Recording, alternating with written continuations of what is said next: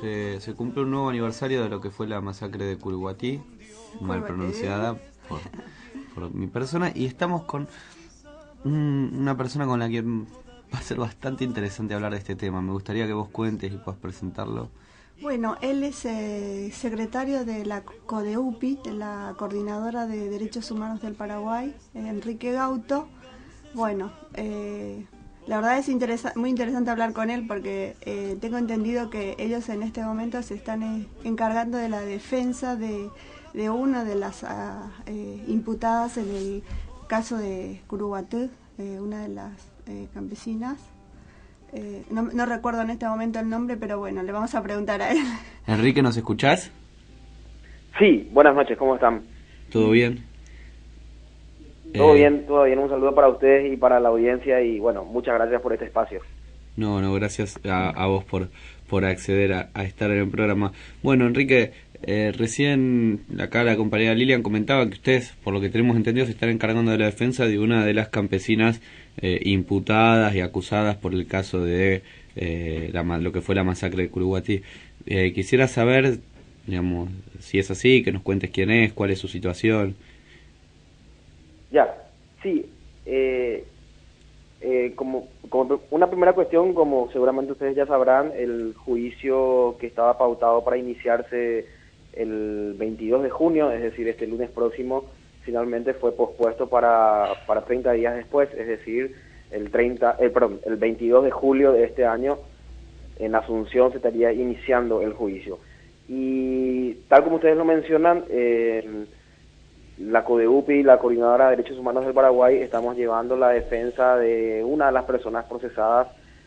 Recordar que son 13 en total las personas que están imputadas según la hipótesis de la Fiscalía o según la acusación fiscal, por su responsabilidad en la muerte de los policías en el operativo del 15 de junio del 2012. En el caso de la persona que está siendo defendida por la CODEUPI, ella hoy, al momento de la masacre, ella tenía 17 años. Su nombre es Raquel. Raquel tenía 17 años cuando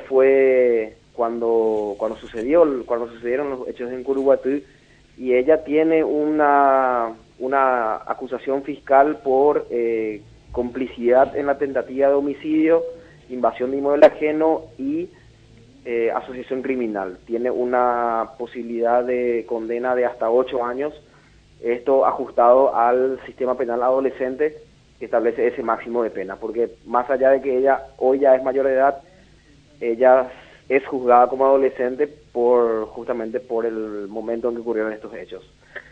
Y realmente el panorama que ya tienen frente al juicio es preocupante, primero porque antes de que la CODEUPI asumiera la defensa de ella, hubo 2 defensoras públicas que actuaron, justamente, entre comillas, en la defensa de Raquel. Digo entre comillas porque realmente el papel de ambas defensoras públicas fue muy negligente y realmente no ejercieron la defensa de ella como corresponde.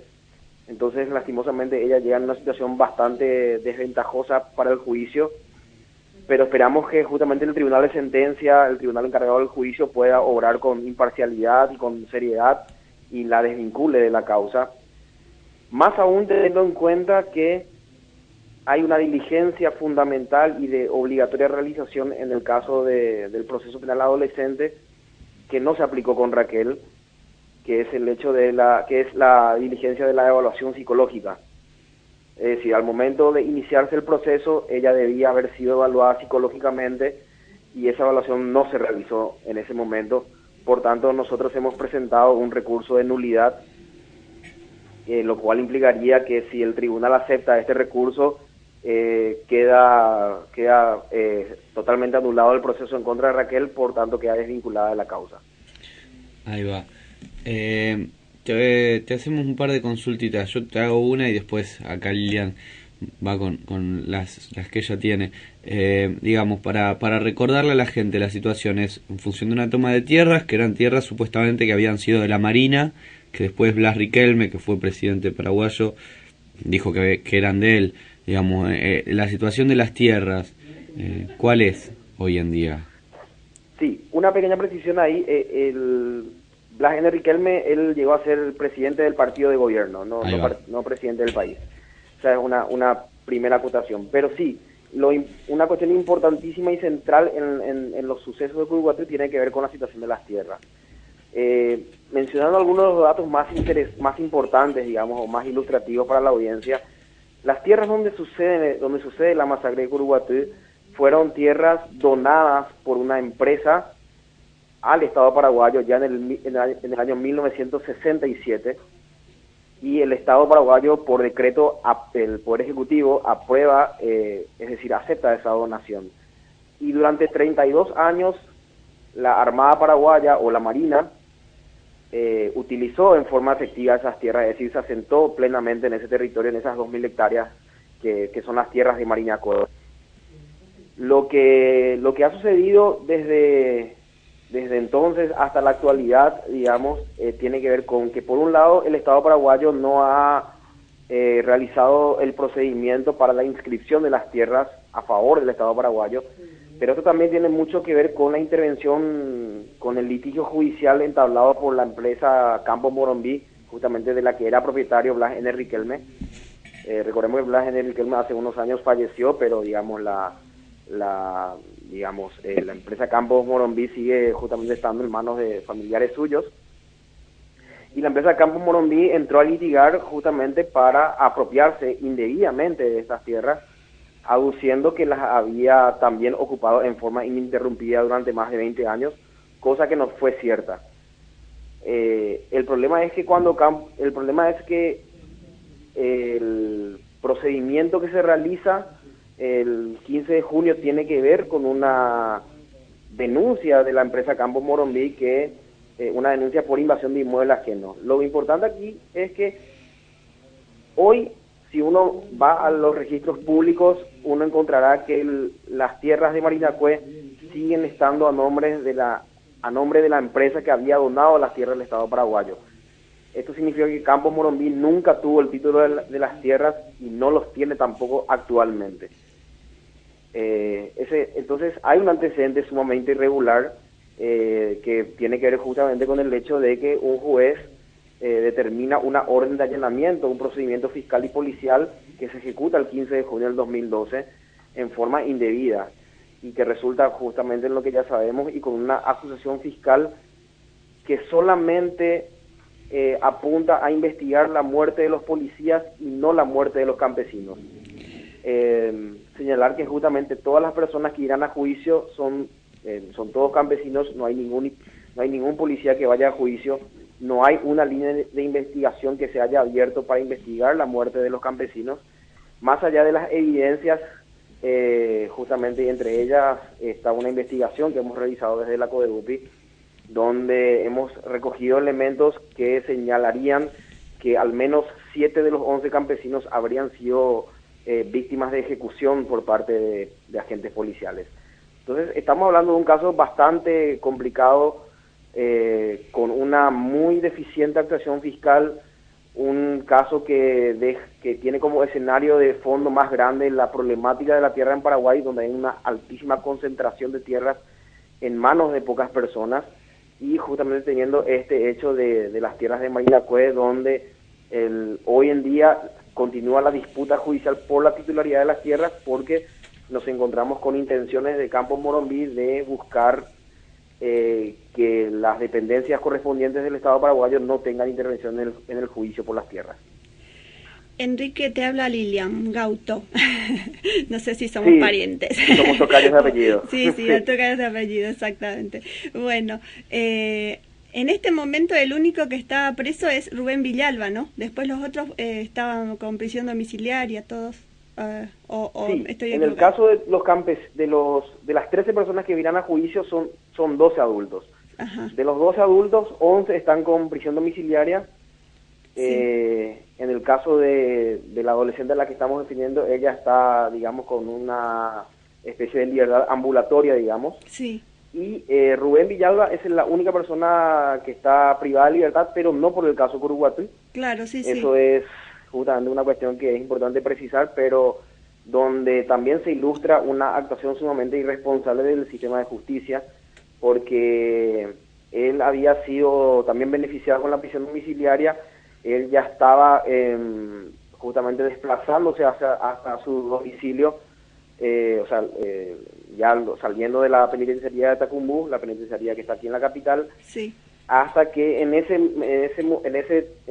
momento en que a él lo estaban trasladando hasta su domicilio, hay una notificación desde otro juzgado de que él contaba con una causa abierta por otra cuestión que no tiene que ver con Curuguatí, y que en ese otro caso, digamos, él seguía con la medida de prisión.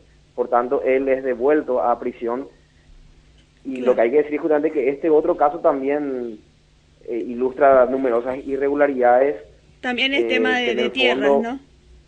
Sí, también Sí. tiene que ver con tierras, y también ahí en ese otro proceso queda muy claro que tampoco corresponde que él siga privado de libertad. Sin embargo, eso ha sido confirmado en distintas instancias judiciales. Claro. Enrique, te hago un par de preguntitas más, digo, porque el caso de la masacre de Curuguatí toma el nivel de visibilidad que tiene, porque atrás de eso se da un golpe de Estado, de estos golpes blandos que tanto se está hablando últimamente en Latinoamérica, pero digo, en función incluso de la pregunta que hacía recién Lilian de si la imputación de esta última persona que está presa tiene que ver también con un tema de toma de tierras.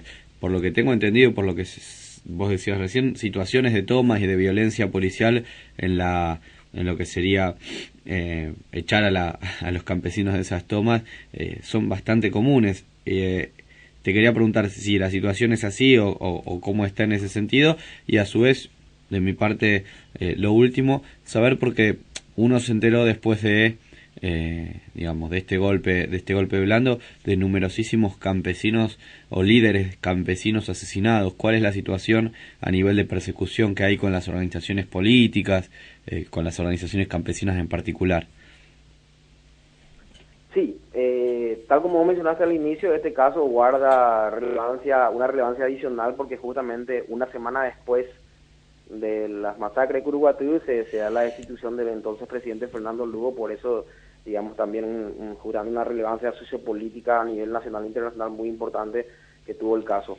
Con relación a la situación de la población y el movimiento, de la población campesina y el movimiento campesino en particular, digamos, en ese sentido, digamos, es permanente, digamos, la aplicación de un patrón represivo por parte desde el Estado paraguayo, tanto desde actuaciones violentas por parte de las fuerzas de seguridad, como la criminalización de los dirigentes y miembros de organizaciones campesinas, justamente con la finalidad de desmovilizar o restar fuerza al movimiento campesino. Esa es una cuestión que se siente en forma permanente, que tiene que ver justamente con las reivindicaciones del movimiento campesino. Por un lado, respecto a la recuperación de tierras malavidas, porque recordemos que Marinacue son tierras malavidas, es decir, tierras que fueron inapropiadamente otorgadas a personas que no son beneficiarias de la reforma agraria, primero. Y segundo, la reivindicación que quizás es más reciente, que tiene que ver con la resistencia del movimiento campesino al uso masivo e ilegal de agrotóxicos, que justamente viene generando muchísimas situaciones, digamos, relacionadas a problemas de salud y cuestiones medioambientales que afectan a la población campesina. Entonces, en gran medida también la movilización de las organizaciones campesinas se viene dando en este marco de cuestionar y rechazar el uso indiscriminado e ilegal de agrotóxicos que se realiza desde empresarios que principalmente cultivan soja. Esta cuestión, digamos, lastimosamente persiste, y con relación a lo otro que mencionaba, tenemos un patrón de impunidad muy fuerte que se da también justamente en perjuicio del movimiento campesino. Los al menos 115 casos de ejecuciones y desapariciones de dirigentes campesinos en Paraguay desde 1989 hasta el 2013 son casos que están son casos en los que predomina un patrón de impunidad.